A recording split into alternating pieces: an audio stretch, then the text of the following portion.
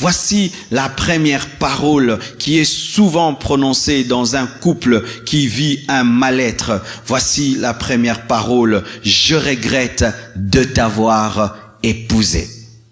Des fois, c'est l'homme qui le dit. Des fois, c'est la femme qui le dit.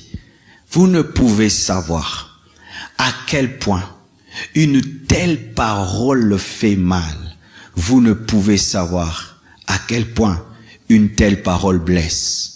Tu dis, je regrette, et vous êtes toujours ensemble. Est-ce que tu pèses le poids de telles paroles? Vous avez des enfants ensemble, et puis tu dis à ta femme, je regrette t'avoir épousé, et elle pourrait être avec toi encore pendant 40 ans, et des fois elle te regardera et se posera la question, est-ce qu'il est avec moi parce qu'il m'aime, ou parce qu'il doit être là? Je regrette de t'avoir épousé. Lorsque dans un couple cette phrase sort, sachez qu'il y a un esprit de divorce qui commence déjà à travailler. Mais sachez que c'est une phrase qui détruit, qui démotive, qui tue l'amour. Faites très attention, une telle parole peut mener au divorce. Seulement, je regrette de t'avoir épousé peut amener très loin. Ne dites jamais cette parole, jamais dans votre mariage. Et si vous l'avez déjà dit, demande pardon à ta femme, demande pardon à ton mari et prouve que tu ne regrettes pas. Une deuxième parole, rentre chez vous.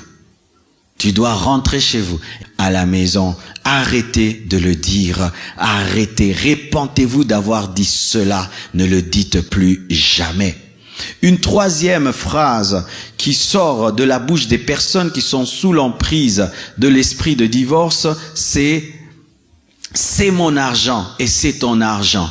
Quand dans un couple tu entends l'homme dire mon argent, c'est mon argent, la femme dit c'est mon argent, c'est ma télévision, c'est ma voiture, c'est ma maison, c'est à moi, il y a déjà un esprit de divorce, un esprit de séparation, parce qu'un jour l'autre dira ok, garde ton argent, je n'ai plus besoin de ton argent, et moi aussi je veux chercher mon argent, et maintenant chacun gère son argent à la maison. Et vous savez, quand vous ne gérez pas l'argent ensemble, ça crée toujours une division, tu ne sais pas ce que ta femme fait de son argent, elle ne sait pas ce que tu fais de ton argent, et vous savez que souvent c'est dans la gestion de l'argent que se cache l'adultère, parce que lorsqu'un homme devient adultère, il doit offrir l'argent à sa deuxième femme, il doit faire des choses, ainsi la femme ne maîtrise pas comment le mari gère, et au travers de la séparation et du flou financier se cache aussi un flou sexuel. Ah oui, car sachez que il n'y a pas adultère sans flou financier.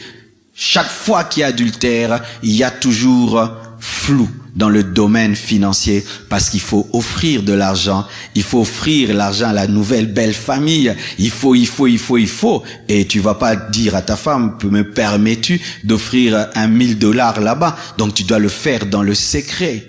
C'est ton argent, c'est mon argent. Faites très attention, ce n'est pas qu'un problème de comptabilité. Non, ce n'est pas qu'un problème de comptabilité que vous avez. Il y a un esprit qui vient vous séparer, un esprit qui vient vous diviser. Et nous entendons aussi des femmes qui disent ça. C'est moi qui fais ceci, je fais ceci. C'est mon argent, c'est mon argent, c'est mon argent, c'est ma maison. Un jour, cet homme risque de partir. Pourquoi? Il va se sentir pauvre. Lorsqu'on dit tout le temps c'est mon argent, celui qui n'a pas l'argent se sent pauvre, il se sent diminué, il se sent complexé, et l'homme ne demeure pas là où il est diminué, il ne demeure pas là où il est complexé, la femme ne demeure pas là où elle est diminuée. Là on lui rappelle tout le temps qu'elle n'a rien amené, tu n'as rien amené dans cette maison, tu n'avais rien amené, regarde maintenant. Quand tu dis ça, tu es en train de s'aimer des sémences de divorce.